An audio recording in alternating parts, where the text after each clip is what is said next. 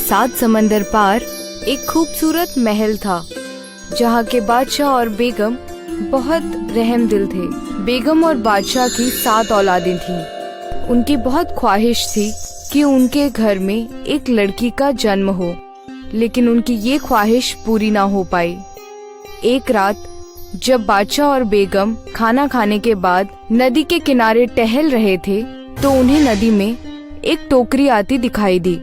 बादशाह ने तुरंत गुलाम को नदी में भेजकर उस टोकरी को अपने पास मंगवाई। पूरे महल में जश्न का ऐलान कर दिया। इस लड़की की हम अपनी बेटी की तरह परवरिश करेंगे। लड़की का भविष्य बताने के लिए सल्तनत के सबसे अनुभवी ज्योतिष को बुलाया गया। शहंशाह, बड़े अफसोस के साथ कहना पड़ रहा है कि इस लड़की के कदम आपके परिवार के लिए मुबारक नहीं है।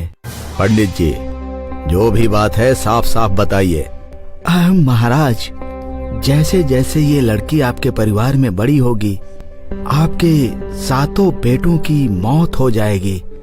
हाँ, ये तुम क्या बकवास कर रहे हो पंडित? क्या तुम होश में तो हो? सिपाहियों, इस पंडित को महल से बाहर निकाल दो। बादशाह ने ज्योतिष की बात पर यकीन नहीं किया, लेकिन जब लड़की की पहली सालगिरह आई तो बादशाह के सबसे बड़े बेटे की मौत हो गई। तब बादशाह को ज्योतिष की बात याद आई। बादशाह ने तुरंत अपने गुलाम को भेजकर ज्योतिष को बुलाने के लिए भेजा, लेकिन गुलाम खाली हाथ लौट आया। हुजूर, कुछ दिन पहले ही पंडित की मौत हो चुकी है। मुझे पता लगा है कि उसका एक भाई पड़ोस की रियासत में रहता है। अगर आपका आदेश हो तो मैं उसके भाई को बुलवा लाऊं? हाँ, जरूर उसको बुला कर ले आओ। दूसरी सल्तनत से ज्योतिष को बुलाया गया। मेरे भाई ने जो कहा था वो बिल्कुल दुरुस्त है। अब हमें यकीन हो गया है पंडित जी, लेकिन अब आगे का रास्ता बताइए। अगर आपकी बेटी को आग के गोल दायरे में बड़ा किया जाए तो उसकी उम्र बढ़ने पर आपके बेटों को कोई नुकसान नहीं होगा, लेकिन ध्यान रहे, आग कभी बुझनी नहीं चाहिए। एक छोटा सा घर बनाया गया और उसे बहुत बड़े आग के गोले में बंद कर दिया गया। लड़की, जिसका नाम वनीला रखा गया था, आग के गोल घेरे में बड़ी हुई। कई साल बीत गए, आग निरंतर जलती रही। बादशाह और बेगम की मौत हो गई। 6 भाइयों में से सबसे बड़े भाई ने सल्तनत संभाली। छोटे भाइयों, वक्त आ गया है कि हम अपनी बहन को आग के दायरे से बाहर निकालें और उसकी शादी करके उसको आम जिंदगी जीने दें। ठीक कहा बड़े भाई। बेचारी बहन आग की तपिश से तंग आ चुकी होगी। सभी भाई अपनी बहन के पास पहुँचे। बहन, वक्त आ गया है कि तुम इस आग के दायरे से बाहर निकलो। हाँ भाई, मुझे दुनिया देखनी है। आखिर कब तक मैं बंद गोल घेरे में कोलू की बैल की तरह पिसती रहूंगी।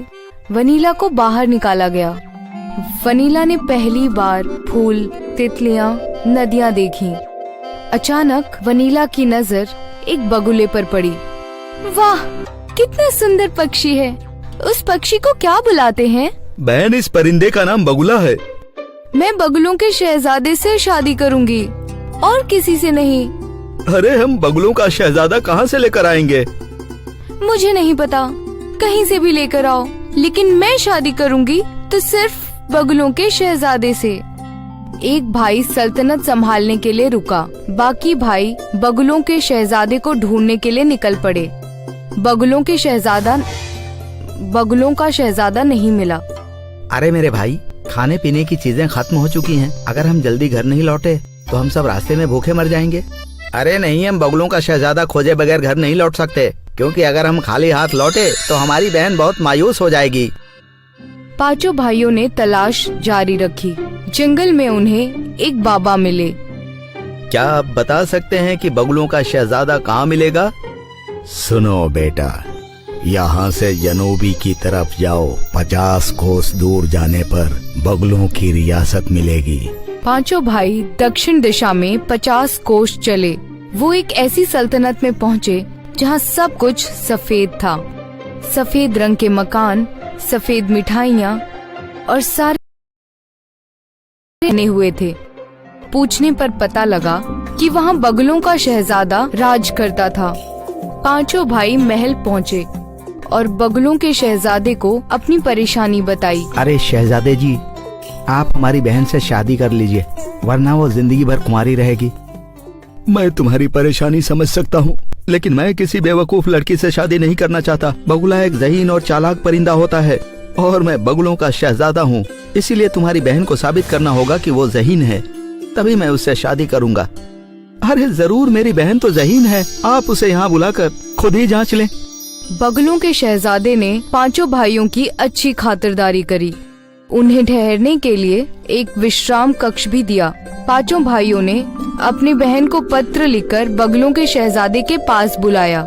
जब वो पत्र वनीला को मिला तो वो बेहद खुश हुई और चलने की तैयारी करने लगी। उसने सल्तनत संभाल रहे भाई से कहा, भाई, मुझे एक घोड़ा, 2 सेविकाएं और कुछ सिपाहियों की जरूरत है। मैं प्रातःकाल ही बगलों के शहजादे के राज्य की तरफ निकलूंगी। भाई ने सारा इंतजाम कर दिया। रास्ते में वनीला को घोड़े पर बैठे बैठे नींद आने लगी। 2 सेविकाओं में एक बूढ़ी सेविका थी और दूसरी उसकी जवान बेटी।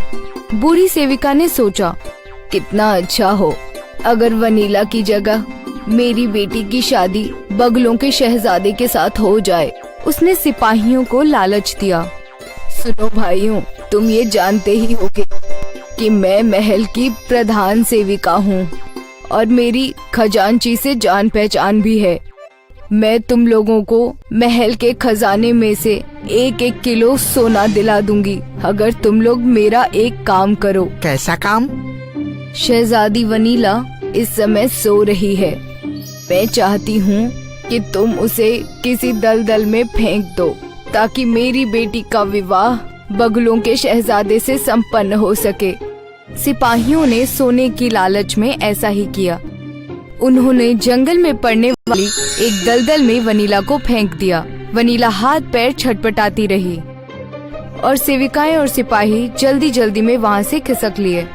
सेविका की बेटी, जो कि एक लालची और मूर्ख लड़की थी, बगलों के शहजादे के पास पहुँची। मैं 7 भाइयों की बहन हूँ और आपसे विवाह करना चाहती हूँ। ठीक है, लेकिन पहले कुछ पहेलियां पूछकर ये जांच लूं कि तुम कितनी ज़हीन हो। पहली पहेली सुनो, वो कौन से 3 नंबर हैं जिन्हें जोड़ो या ज़र्फ करो, उसका जवाब एक ही होता है। सेविका की बेटी का मुंह बंद रह गया।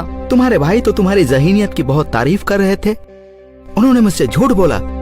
तुम इतनी आसान पहेली का भी जवाब नहीं दे पाई। सिपाहियों, उन 5 भाइयों को बुलाओ।